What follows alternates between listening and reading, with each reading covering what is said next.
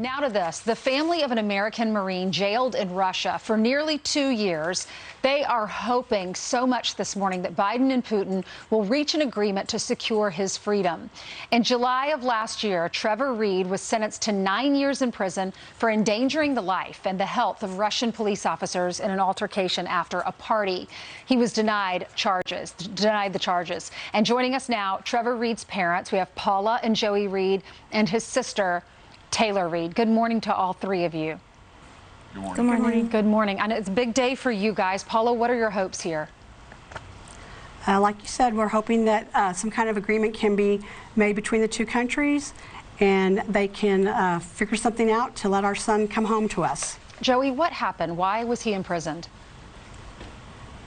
Long story short, we believe that when they realized that the police had detained a former United States Marine Presidential Guard with former top secret clearance, that he would be a good bargaining chip. Wow. And what are you hearing about today's meeting? Just that we've had assurances both publicly and privately that he is a priority and that he will be discussed with the Russians. And they've been demanding for months that he be released. Paula, how's he doing? I know you've talked to him on the phone. How are they treating him? He's doing okay. He had been sick with COVID. He thinks he still has some residual illnesses, and he was asking for a lung x-ray. I'm not sure if he was going to be able to get that yet or not. But we do know he didn't receive any kind of medicine while he was in isolation for COVID. I think he was just there for a number of days, and then they sent him back to his regular jail. Taylor? We should mention something. Mention something. Actually, Taylor can tell you about what he told us from while he was in the hospital. About the we were told that he was in a room with several other men.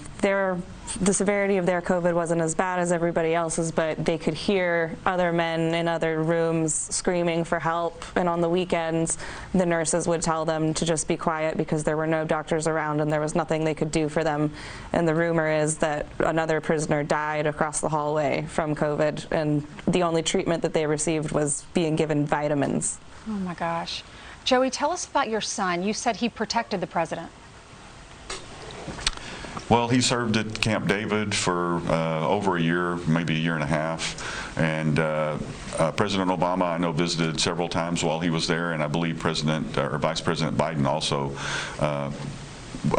was at Camp David during that time. But he signed up for an extra year once they offered him the ability to try and become a presidential guard. So. And Paula, I understand he was there visiting his girlfriend, who is now his fiance. Is that right? Yes, ma'am, it is. And yes. what are their future plans? He was there for the summer.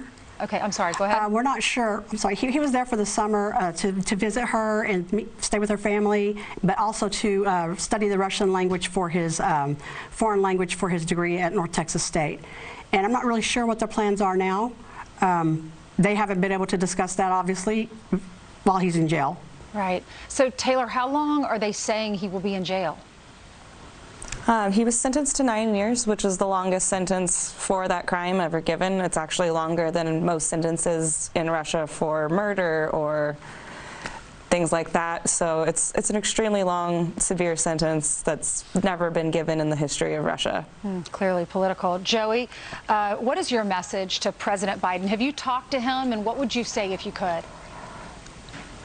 No, we were never able to talk to President Trump or Secretary Pompeo, and we haven't had the chance to talk with President Biden yet, but we have spoken to Secretary Blinken, and our message is simple: bring our son home.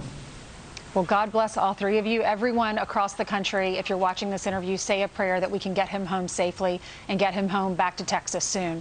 Thank you so much to the Reed family. Thank you. Thank you very much for having us. You're welcome.